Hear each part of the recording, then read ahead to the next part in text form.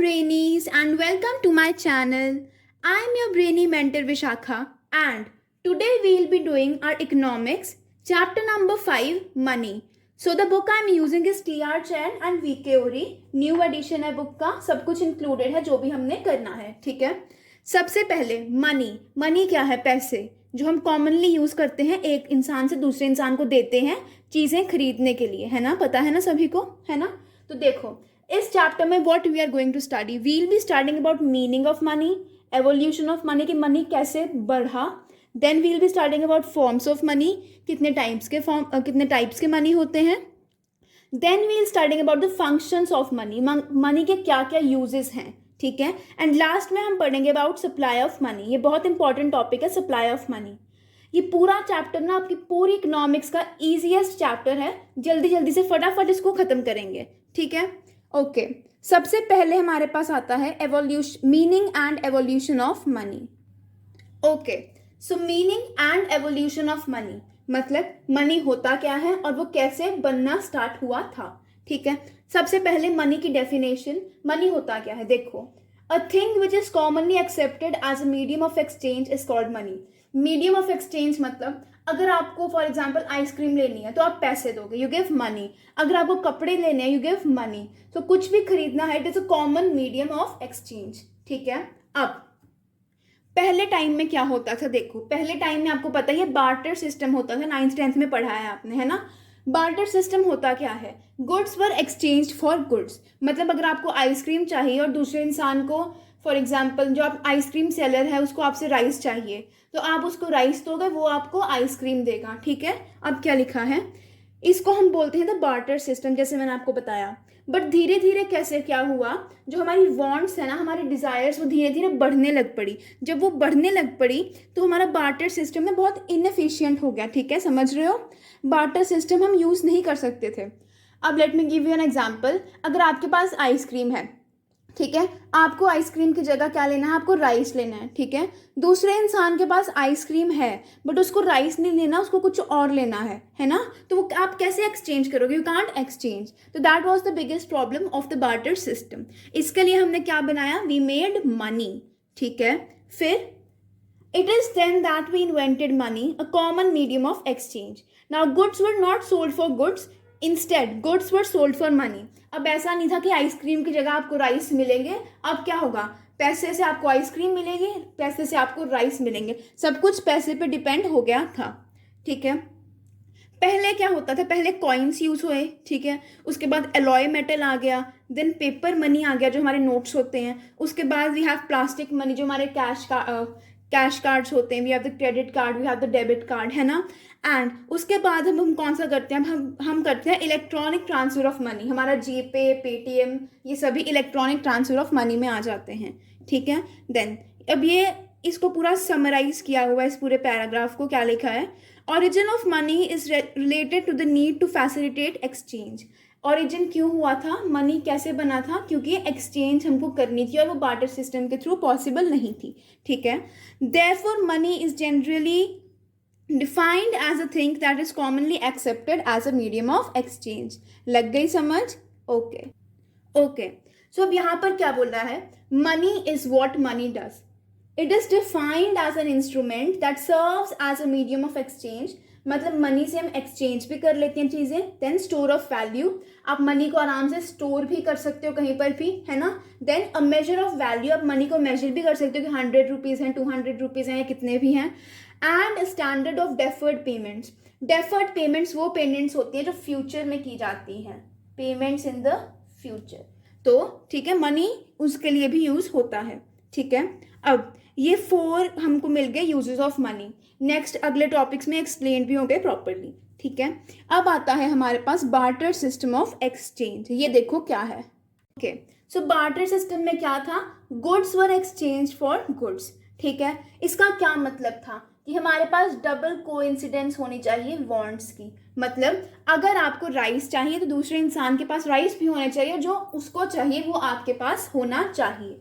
So double coincidence of wants, ये important है, इसको अच्छे से डार्क कर लो, मेरा पेन नहीं काम कर रहा, आप देखो इंपॉर्टेंट है, इसको अच्छे से लर्न कर लेना about double coincidence of wants, ठीक है।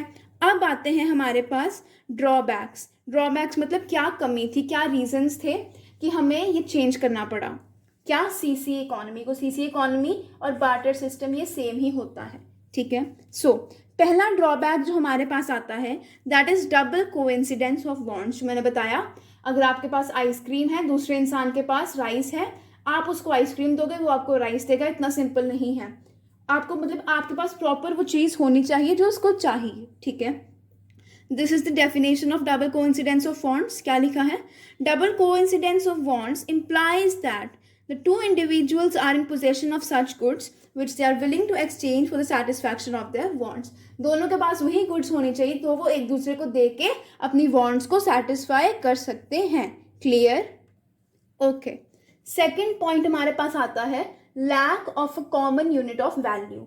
अब देखो फॉर एग्जाम्पल, अब आपके पास आपकी कार की वैल्यू अगर 5 लाख है, ठीक है। अगर आपको पूछेंगे कि आप कितने मतलब आप कितने में अपनी कार दोगे, तो हम बोल देंगे 5 लाख में देंगे, ठीक है। बट जो हमारी सीसी इकोनॉमी थी उसमें क्या बोलेंगे कि हमारी कार 5 हॉर्सेस के बराबर है, 10 हॉर्सेस के बराबर है, तो एग्जैक्ट एक वैल्यू नहीं आती, कॉमन यूनिट ऑफ वैल्यू नहीं बनती, ठीक है। इसलिए हमने मनी लिया। मनी क्या होता है? देखो, evolution of money has given us a common unit of value and therefore a system of accounting। अब हम क्या बोलेंगे, हमारी कार की वैल्यू 5 लाख है या 10 लाख है, वॉट एवर, ठीक है। अब आता है हमारा third point that is difficulty of future payments और कॉन्ट्रैक्चुअल पेमेंट्स। मतलब मनी जब आपके पास सीसी इकोनॉमी थी तब आप जो चीज़ें थी आप स्टोर करके रखते थे, वो स्टोर करके रखोगे तो ख़राब हो जाएंगी ऑब्वियसली, है ना। बट मनी के साथ क्या हुआ, मनी से हमारी फ्यूचर पेमेंट्स इजीली हो जाती हैं, है ना। आप मनी को कितने भी टाइम तक रख सकते हो एंड उसके बाद उसको यूज़ कर सकते हो। समझ आ गया? Next. Okay, so last point हमारे पास आता है difficulty of storage of value, ठीक है। अब देखो यहाँ पे क्या है, आप इजीली गुड्स को स्टोर नहीं कर सकते बट आप मनी को इजीली स्टोर कर सकते हो, इसलिए हम बोलते हैं कि सीसी इकोनॉमी में गुड्स को स्टोर करना बहुत टफ है। क्लियर? इसके साथ हमारा ये टॉपिक हो जाता है ख़त्म। अब we'll be moving on to the second topic. Okay, अब आता है फॉर्म्स ऑफ मनी। सो क्या क्या फॉर्म्स हैं? Fiat money, fiduciary money, full bodied money and credit money. पढ़ने से पहले मैं एक्सप्लेन कर देती हूँ होते क्या है। फिएट मनी क्या होता है? जो गवर्नमेंट के थ्रू होता है, जो इशू करती है गवर्नमेंट या फिर उसकी कोई अथॉरिटी, ठीक है। फिड्यूशरी मनी क्या होता है? जो पेयर और पेई के ट्रस्ट के बीच में होता है, जैसे चेक्स आ जाते हैं हमारे, ठीक है। पढ़ते हैं यहाँ पे क्या लिखा है। Fiat money refers to that money which is issued by an order authority of the government. जैसे हमारे पास जितने भी नोट्स एंड कॉइन्स है वो गवर्नमेंट ही इशू करती है, तो किस में आते हैं? फिएट मनी में आते हैं, ठीक है। Then we have fiduciary money, money which is accepted as a medium of exchange between the trust because of the trust between the payer and the payee. Payer मतलब जिसने पे करना होता है एंड पेई जिसको पे करना होता है। क्लियर? एग्जाम्पल इसका है चेक्स। अब हमारे पास आता है full bodied and credit money. Full bodied money क्या होता है? जिसकी कॉमोडिटी वैल्यू और मनी वैल्यू इक्वल होती है, ठीक है। मतलब फॉर एग्जांपल अगर हमारे जो पुराने टाइम में जो ब्रिटिश के कॉइन्स थे ना, ब्रिटिशर्स के जो कॉइन्स थे, अगर वो सिल्वर का कॉइन है तो 1 रुपये का कॉइन में जो सिल्वर लगा होगा वो भी 1 रुपये का ही होगा, ठीक है। एंड उसके बाद आते हैं क्रेडिट मनी। क्रेडिट मनी कौन सा होता है? जिसमें मनी वैल्यू ज़्यादा होती है, कमोडिटी वैल्यू कम होती है। फॉर एग्जांपल जो अब के टाइम पे हमारे नोट्स चलते हैं उनमें क्या होता है, हमारे नोट्स हमारे कॉइन्स में क्या होता है, 1 रुपये का कॉइन है ना तो उसमें सिल्वर कम लगा होता है 1 रुपये से, ठीक है। 5 रुपये का कॉइन है तो 5 रुपये से कम सिल्वर लगेगा। क्लियर? ओके, सो अब टॉपिक आता है फंक्शंस ऑफ मनी। अपने मन से लिख सकते हो, ये तो बहुत ही ईजी है, हेडिंग्स पढ़ा देती हूँ, समझा देती हूँ, अपने मन से लिख लेना, ठीक है। सबसे पहले हमारे पास आते हैं प्राइमरी फंक्शंस। प्राइमरी फंक्शंस में हमारा फर्स्ट फंक्शन है मीडियम ऑफ एक्सचेंज। ये तो मैंने आपको बता ही दिया, सेल और परचेज के लिए मनी को यूज़ करते हैं, ईजिली आप कर सकते हो, कॉमन मीडियम होता है, ठीक है। ओके, सो सेकेंड आता है मेजर ऑफ वैल्यू और यूनिट ऑफ वैल्यू। मनी से हम क्या कर सकते हैं? मेजर कर सकते हैं वैल्यू, गुड की वैल्यू मेजर कर सकते हैं। फॉर एग्जांपल हमारी कार की वैल्यू है 5 लाख, तो हमने मेजर करके बता दी कि हाँ 5 लाख है, ठीक है। So it is a measure of value. और इसको हम बोल सकते हैं यूनिट ऑफ अकाउंट भी। यूनिट ऑफ अकाउंट क्या होती है? Unit of account means that value of each good और service is measured in monetary unit. ठीक है, हर एक चीज़ की वैल्यू मनी के ऊपर बेस्ड होगी. क्लियर. अब आता है हमारे सेकेंडरी और the subsidiary functions. Okay, so secondary functions में पहला फंक्शन आता है standard of deferred payments. Deferred payments होती क्या है? Payments which are made sometimes in the future. So money से हमारी डेफर्ड पेमेंट्स इजी हो जाती है. Money is the convenient mode of these payments. Clear. Okay, अब हमारे पास आता है स्टोर ऑफ वैल्यू. हम मनी को इजीली स्टोर कर सकते हैं. ठीक है, so it store of value implies store of money, easily store करना मनी को. ठीक है. थर्ड हमारे पास आता है द ट्रांसफर ऑफ वैल्यू.